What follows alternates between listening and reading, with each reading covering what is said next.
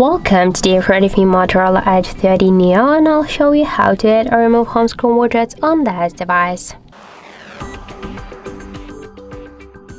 So first let's select the screen where we want to add the widget, and after that we should hold for a while our device screen and click here to widgets icon. After that, here we'll see all the available applications, which widgets we can add. For example, we can see here two widgets in music, YouTube music application. For example, photo app, we have here 5 different widgets, and we can use just all of them if you want. Maps has also 5 shortcuts. The Gmail only 1 widget and 1 shortcut. For example, let's use here the calendar. We can use the schedule or full maps view. For example, to use the schedule, we should hold the widget and after that drag to our screen. We can create the new screens with the widgets. That's not a problem. As you can see, that's so simple.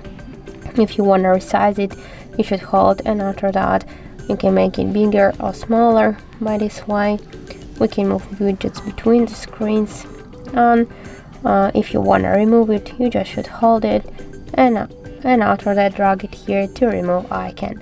And that's it. So thank you for watching, and if you find this video helpful, don't forget to leave a like, comment and to subscribe our channel.